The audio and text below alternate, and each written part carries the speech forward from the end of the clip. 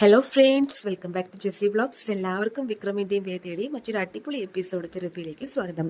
ഇന്നത്തെ എപ്പിസോഡിൻ്റെ തുടക്കം തന്നെ കാണിക്കുന്നത് അച്ഛമ്മ വീട്ടിൽ വന്ന അയൽവാസികളോട് എല്ലാവരോടായിട്ട് പറയണം, ഈ സ്ത്രീധനം വാങ്ങുന്ന ഏർപ്പാടെന്ന് പറയുന്നത് വളരെ മോശമായ സമ്പ്രദായമാണ്, അതൊരിക്കലും അംഗീകരിക്കാൻ പറ്റാത്തൊരു കാര്യമാണ്. വന്നു കയറുന്ന ചെക്കനിക്ക് കുറേ സ്വത്തും അതോടൊപ്പം തന്നെ വണ്ടിയും അതുപോലെ തന്നെ നമ്മുടെ മക്കൾക്ക് ഫുൾ ആഭരണം ഇട്ടിട്ട് ഇങ്ങനെ പറഞ്ഞയക്കുന്നതോട് കൂടിയിട്ട് ഒരു കുടുംബം തന്നെ ചിലപ്പോൾ കടത്തിലേക്ക് അല്ലെങ്കിൽ നാശത്തിലേക്കോ പോവുകയാണ് ചെയ്യുന്നത്. അപ്പോൾ അത് നിർത്തണം. മാത്രമല്ല അച്ഛൻ്റെ അമ്മൻ്റെ കാലശേഷം എല്ലാ സ്വത്തും മക്കൾക്ക് കിട്ടും, അതും തുല്യമായിട്ട് തന്നെ മക്കൾക്ക് കൊടുക്കുകയും വേണം. 4 സെൻറ്റായാലും 400 ഏക്കറായാലും ആണിനും പെണ്ണിനും ഒരുപോലെ വീതിച്ചു കൊടുക്കുക വേണ്ടത്. അല്ലാതെ ഇങ്ങനെ കല്യാണം കഴിക്കുന്ന സമയത്ത് എല്ലാം കൂടെ കൊടുത്തിട്ട് ലാസ്റ്റ് കഷ്ടപ്പെടുകയല്ല വേണ്ടതെന്ന് പറയുകയാണ് കേട്ടോ.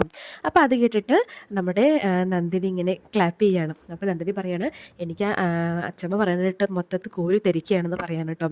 അപ്പോൾ അച്ഛമ്മ പറയണം, ഞാൻ ഈ പറയുന്നതിനെ നീ കോരി തിരിച്ചാലോ, അപ്പോൾ ഞാൻ വേദമോൾക്ക് കൊടുക്കുന്ന സമ്മാനം കണ്ടാൽ നീ എന്താവെന്ന് ചോദിക്കുകയാണ് കേട്ടോ. അപ്പോൾ ഒന്നും മനസ്സിലാവാത്ത മട്ടിൽ ഇങ്ങനെ നന്ദിനി നിൽക്കുമ്പോൾ അച്ഛമ്മ, ഞാനിപ്പോൾ വരാം, ശ്രീജയെ നീ പോയി വേദയെ ഒന്ന് വിളിച്ചിട്ട് വന്ന് പറയണം. അപ്പോൾ ശ്രീജയ വേദയെ വിളിക്കാൻ പോകുന്ന സമയത്ത് അച്ഛൻ ബെഡ്റൂമിൽ പോയിട്ട് ഒരു പെട്ടിയും അതോടൊപ്പം തന്നെ ഒരു കവറും കൊണ്ടുവരുന്നുണ്ട്. എന്താണെന്ന് മനസ്സിലാവാത്ത നന്ദിനി ഇങ്ങനെ നോക്കി നിൽക്കുകയാണ് കേട്ടോ. അപ്പോൾ ആ ഒരു ടൈമിൽ അച്ഛമ്മ ആ കവർ തുറന്നിട്ട് അതിൽ വേദയ്ക്കുള്ള സാരിയായിരുന്നു. ആ സാരി വേദയ്ക്ക് കൊടുക്കുന്നുണ്ട്. ഇത് നാളെ നിനക്ക് ഇടാനുള്ള കല്യാണത്തിന് ഇടാനുള്ള സാരിയാണെന്ന് പറയാണ്.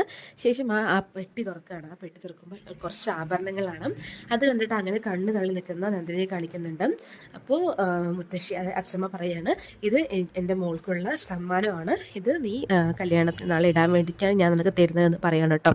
അപ്പോൾ ഈ ഒരു ടൈമിൽ നന്ദിനി പറയാണ്, അച്ഛമ്മയല്ലേ പറഞ്ഞതിപ്പോൾ പെണ്ണുങ്ങൾക്ക് സ്വർണ്ണം എന്തിനാണ്, ആഭരണം കൊണ്ട് മൂടുന്നതൊക്കെ ശരിയാണോ എന്നൊക്കെ ചോദിച്ചിട്ട് ഇപ്പോൾ എന്താ അച്ഛമ്മ തന്നെ ഇങ്ങനെയാണല്ലോ ചെയ്യുന്നത് ചോദിക്കുകയാണ്. അപ്പോൾ അച്ഛമ്മ പറയാണ്, എടി കുശുമ്പി, ആഭരണം കൊണ്ട് മൂടുന്ന കാര്യമില്ല ഞാൻ പറഞ്ഞത്, ഇതിലിപ്പോൾ എന്താ ഉള്ളത്, ഒരു മാലയും 2 നാരും വളയോ, ഇത് ഇട്ടത് കൊണ്ടൊന്നും സംഭവിക്കാൻ പോകുന്നില്ല, കല്യാണ പെണ്ണ് ഏതെങ്കിലും വേണ്ടേ എന്ന് പറയാണ് കേട്ടോ. നന്ദിനിക്ക് ഒട്ടും ഇഷ്ടപ്പെടുന്നില്ല.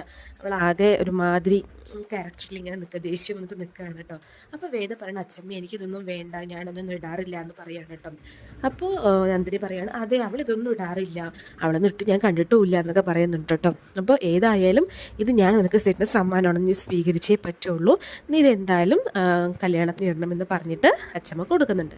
പിന്നീട് കാണിക്കുന്നത് മറുഭാഗത്ത് നമ്മുടെ വിക്രം വീട്ടിലേക്ക് വരികയാണ്. ആ ഒരു ടൈമിൽ വീട് മൊത്തം ഡെക്കറേഷനിലാണ് കേട്ടോ. എല്ലാവരും അടിപൊളിയായിട്ട് ഭയങ്കരമായിട്ട് വീട് മൊത്തം ഡെക്കറേറ്റും കല്യാണത്തിന് ആവശ്യമായിട്ടുള്ള എല്ലാ പരിപാടികളും ചെയ്തുകൊണ്ടിരിക്കുകയാണ്. അപ്പോൾ വിക്രം ഇത് എന്താ ഇവിടെ ഇങ്ങനെയൊക്കെ കാണിക്കുന്നു ചോദിക്കുമ്പോൾ ഒക്കെ അച്ഛമ്മയുടെ ഏർപ്പാടാണ്, നിൻ്റെ കല്യാണം സൂപ്പറാക്കാൻ വേണ്ടിയിട്ട് എല്ലാ പരിപാടികളും അച്ഛമ്മ ചെയ്യുന്നുണ്ടെന്ന് പറയുന്നത് കേട്ടോ. അപ്പോൾ ഈ ഒരു ടൈമിൽ വിശ്വം അകത്ത് നിന്നും 2-3 ഡ്രസ് കവറുമായിട്ട് വരികയാണ്. എന്നിട്ട് വിക്രമിന് കൊടുക്കുകയാണ്, ഇത് നിനക്ക് വേണ്ടി അച്ഛമ്മ എടുത്ത് വെച്ചതാണെന്ന് പറയാണ് കേട്ടോ. അപ്പോൾ നമുക്ക് എല്ലാവർക്കും എടുത്തു തന്നിട്ടുണ്ട് അച്ഛമ്മ, നമുക്ക് 3 ആൾക്കും ഒരേ കളറാണ് കേട്ടോ എന്ന് പറഞ്ഞിട്ട് വിക്രമിന് കൊടുക്കുന്നുണ്ട്. അപ്പോൾ വിക്രം വാങ്ങിക്കാനായപ്പോൾ ഞാൻ അച്ഛമ്മയെ വിളിക്കുന്നു പറയുമ്പോൾ വേണ്ട വേണ്ട അവൻ അത് വാങ്ങിച്ചിട്ട് റൂമിലേക്ക് പോവാണ് കേട്ടോ. അപ്പോൾ വിനായകൻ പറയണം, അച്ഛമ്മയെ പേടിയുള്ളത് കൊണ്ട് എന്നാൽ നന്നായി, കാര്യങ്ങളൊക്കെ സ്മൂത്തായി നടക്കുന്നുണ്ടല്ലോ എന്ന് പറയണം. പിന്നീട് കാണിക്കുന്നത് നമ്മുടെ വേദ അതീവ സുന്ദരിയായിട്ട് തന്നെ കല്യാണത്തിന് റെഡി ആയിക്കൊണ്ടിരിക്കുകയാണ്. ശ്രീജയും നന്ദിനിയും കൂടെയുണ്ട്. ശ്രീജ ഓരോ ആഭരണങ്ങളൊക്കെ ഇങ്ങനെ ഇട്ട് കൊടുത്തുകൊണ്ടിരിക്കുകയാണ് കേട്ടോ നമ്മുടെ വേദയ്ക്ക്. പക്ഷെ നന്ദിനിക്ക് തൊട്ടും ഇഷ്ടപ്പെടുന്നില്ല. നന്ദിനി ഇങ്ങനെ ഭയങ്കര അസൂയിൽ നോക്കി നിൽക്കുകയാണ് കേട്ടോ. അപ്പോൾ ഈ ഒരു ടൈമിൽ വേദ ഇങ്ങനെ ആഭരണങ്ങൾ അണിയുന്ന സമയത്ത് വേദ പറയണം, ഇത് കുറച്ച് ഓവറല്ലേ ശ്രീജേച്ചി എന്ന് പറയാൻ കേട്ടോ. ഓവറാണെന്ന് പറയുകയും ചെയ്യും, കേട്ടുന്നതൊക്കെ വാരി വലിച്ചിടുകയും ചെയ്യുന്നു പറഞ്ഞിട്ട് നന്ദിനി കളിയാക്കുകയാണ്. അപ്പോൾ വേദ പറയണം, എൻ്റെ നന്ദിനി എടുത്തി എനിക്കിതൊന്നും വേണ്ട, എനിക്കിതൊന്നും ഇഷ്ടമല്ല, ഞാൻ വേണമെങ്കിൽ ഈ കല്യാണം ഈ ഒരു ഫംഗ്ഷൻ കഴിഞ്ഞിട്ട് ഞാൻ ഇതൊക്കെ നിങ്ങൾക്ക് എന്നെ തരാം, നിങ്ങൾ വേണമെങ്കിൽ എടുത്തോ, എനിക്കിതൊന്നും താല്പര്യമില്ല, ഞാനൊന്നും ഇടാറില്ല എന്ന് പറയാൻ കേട്ടോ. അപ്പോൾ നന്ദിനിക്ക് മനസ്സിൽ ലഡ്ഡു പൊട്ടുകയാണ്. നിനക്ക് ഇഷ്ടമില്ലെങ്കിൽ കുഴപ്പമില്ല, ഞാൻ വാങ്ങിക്കുന്നതുകൊണ്ട് ഈ കുഴപ്പമൊന്നുമില്ല എന്ന് പറയാണ് കേട്ടോ. ശ്രീജേച്ചിക്ക് എന്തെങ്കിലും കുഴപ്പമുണ്ടാവുമെന്ന് ചോദിക്കുകയാണ്. അപ്പോൾ ശ്രീജ പറഞ്ഞു, എനിക്കെന്ത് കുഴപ്പം, അവളുടെ സ്നേഹം കൊണ്ട് നമുക്ക് തിരയില്ല, നീ വാങ്ങിച്ചോ, എനിക്കൊരു കുഴപ്പമില്ല എന്ന് പറയാണ് കേട്ടോ. അപ്പോൾ ഏതായാലും ഇടുന്നവരല്ലേ ശരിക്കും ഉപയോഗിക്കേണ്ടത്, ഇടാത്തവർ ഉപയോഗിച്ചിട്ട് എന്തിനാന്ന് പറഞ്ഞുകൊണ്ടിരിക്കുകയാണ്. ആ ഒരു ടൈമിൽ അങ്ങോട്ട് കമല വരുന്നുണ്ട്. കമല വന്നിട്ട് പറയാണ്, ആ നീയൊക്കെ ഇടുന്നതാണല്ലോ, എന്നിട്ടാണല്ലോ എല്ലാ ആഭരണങ്ങളും കൊണ്ട് ലോക്കറിൽ കൊണ്ടുവച്ചിരിക്കുന്നത് പറയാണ് കേട്ടോ. അത് പിന്നെ ഒരു സേഫ്റ്റിക്ക് വെച്ചതല്ലേ പറയണം. സേഫ്റ്റിക്കൊന്നും അല്ല, എന്തെങ്കിലും ആവശ്യം വന്നാൽ ഞാനും അച്ഛനും ചോദിക്കുന്നത് പേടിച്ചിട്ടാണെന്ന് പറയാണ് കേട്ടോ. നീ എന്തുകൊണ്ടാണ് നിൻ്റെ സ്വർണ്ണങ്ങളൊക്കെ ലോക്കറിൽ വെച്ചിരിക്കുന്നത്, അതുപോലെ തന്നെ വേദൻ്റെ ആഭരണങ്ങൾക്ക് ലോക്കറിൽ വെച്ചോളും, അത് നോക്കിയിട്ട് നീ വെള്ളം ഇറക്കണ്ടെന്ന് പറയണം. ആ ഒരു ടൈമിൽ അച്ഛമ്മ അങ്ങോട്ട് വരുന്നുണ്ട്. അച്ഛമ്മ എന്താണെന്ന് വിവരം അന്വേഷിക്കുമ്പോൾ കമല കാര്യങ്ങളൊക്കെ പറയാണ്. അപ്പോൾ വേദയെ ചീത്ത പറയാണ് കേട്ടോ. അച്ഛമ്മ, നിനക്ക് നല്ല അടിയുള്ളൂ എൻ്റെ അടുത്തുനിന്ന്, എൻ്റെ നല്ല മുഖം മാത്രം നീ കണ്ടിട്ടുള്ളൂ, ദേഷ്യമുള്ള മുഖം കണ്ടിട്ടില്ല. നിനക്ക് തന്നത് നീ വെക്കുക. ഞാൻ അവർക്ക് ആവശ്യമുള്ളതൊക്കെ അവരുടെ കല്യാണം കഴിഞ്ഞ സമയത്ത് കൊടുത്തിട്ടുണ്ട്, ശ്രീജയ്ക്ക് കൊടുത്തിട്ടുണ്ട്. അത് ശ്രീജയുടെ കെട്ടിയും മൊത്തം നശിപ്പിച്ചു. ഇവൾക്ക് ഞാൻ കൊടുത്തിട്ടുണ്ട്. ഇവളുടെ സ്വഭാവം കൈക്കോട്ട് സ്വഭാവമാണ്, ഇങ്ങനെ ഭാര്യ എടുത്ത് വെക്കുക. അവൾക്ക് ഞാൻ കൊടുത്തതൊക്കെ അവൾ ലോക്കറിൽ കൊണ്ടുവച്ചിട്ടുണ്ട്. ഇനി നിൻ്റെ നോക്കിയിട്ട് അവൾ എടുക്കാൻ നോക്കണ്ട എന്നൊക്കെ പറയാൻ കേട്ടോ അച്ഛമ്മ. അപ്പോൾ എല്ലാവർക്കും എന്നെ കുറ്റം പറയാനേ നേരമുള്ളൂ, എപ്പോൾ നോക്കിയാലും എന്നെ മാത്രമേ ഇങ്ങനെ സംസാരിക്കുന്ന പണ്ട് നന്ദിനി സങ്കടപ്പെടുന്നുണ്ട്. അതോടൊപ്പം തന്നെ നന്ദിനി പറയാണ്, ഇങ്ങനൊരു പരിപാടി നടത്തുമ്പോൾ എല്ലാവരും വിളിച്ച് ചെയ്യുമ്പോൾ ഞങ്ങൾ രണ്ടാളുടെ വീട്ടിൽ, അതായത് ശ്രീജേച്ചിനെ എൻ്റെയും വീട്ടിൽ അറിയിക്കാതിരുന്നത് വളരെ മോശമായെന്ന് പറയാണ് കമലയോട്.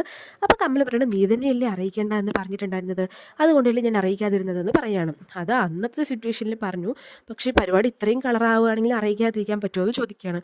അത് ഞാനല്ലല്ലോ, അച്ഛമ്മയല്ലേ ഇത്രയും കളറാക്കിയത്, അത് മൊത്തം അച്ഛമ്മേൻ്റെ റെസ്പോൺസിബിലിറ്റിയാണെന്ന് പറയണം.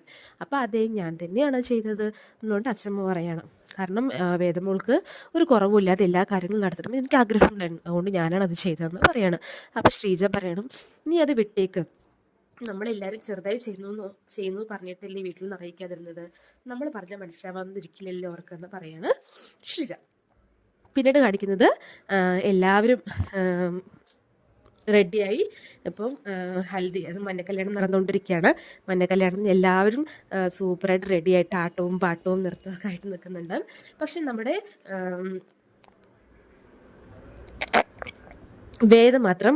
വേദയല്ല, നമ്മുടെ വിക്രം മാത്രം വളരെയധികം ദേഷ്യം വന്നിട്ട് ഒട്ടും താല്പര്യമില്ലാത്ത പോലെയാണ് കേട്ടോ പരിപാടിയിൽ നിൽക്കുന്നത്. എങ്ങനെയൊക്കെയോ മൊത്തത്തിൽ ഭയങ്കര ആഘോഷമായിട്ട് ആ പരിപാടി കഴിഞ്ഞിട്ട് ശേഷം എല്ലാവരും വീട്ടിലേക്ക് എത്തണം. വീട്ടിലെത്തുന്ന സമയത്ത് കമലയും അതുപോലെ തന്നെ അച്ഛമ്മയും കൂടെ വേദയെ നമ്മുടെ കമലയുടെ റൂമിൽ കൊണ്ടാക്കും കേട്ടോ. നീ ഇന്ന് ഇവിടെ കിടന്നാൽ മതി, ഹാളിൽ കിടക്കണ്ടെന്ന് പറയാണ്. ഇന്ന് നിൻ്റെ ദിവസമാണ്, അപ്പോൾ നീ ഇവിടെ കിടന്നാൽ മതി എന്ന് പറയണം. അയ്യോ, ഇത് അച്ഛൻ്റെ റൂമല്ലേ, വേണ്ട ഞാനിവിടെ കിടക്കുന്നില്ല എന്ന് പറയുമ്പം, ഞങ്ങളല്ല ഇത് പറഞ്ഞത്, അച്ഛൻ തന്നെയാണെന്ന് പറയണം. അപ്പോൾ ഒന്നും മനസ്സിലാവാത്ത പോലെ വേദന നിൽക്കുമ്പോൾ കമല പറയണം, അതേപോലെ അച്ഛൻ എന്നോട് സംസാരിച്ചിട്ടുണ്ടായിരുന്നു, നിന്നെക്കുറിച്ച് അച്ഛനിക്ക് നല്ല അഭിമാനമാണ് ഉള്ളത്, നിന്നെ വളരെയധികം സ്നേഹമുണ്ട് അച്ഛന്.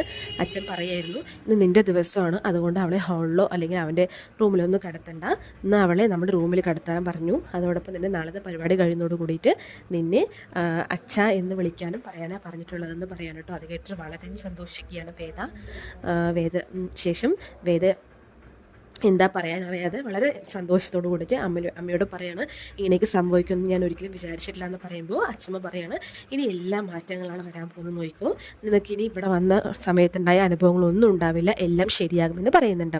ശേഷം കാണിക്കുന്നത് സുധാകരൻ വീട്ടിൻ്റെ ഫ്രണ്ടിൽ ഇങ്ങനെ എന്തൊക്കെയോ ആലോചിച്ചുകൊണ്ടിരിക്കുമ്പോൾ ആ ഒരു ടൈമിൽ അച്ഛമ്മ അവിടേക്ക് വന്നിട്ട്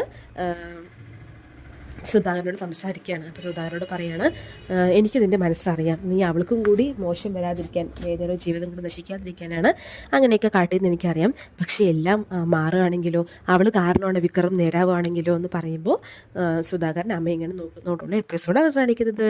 താങ്ക് യു.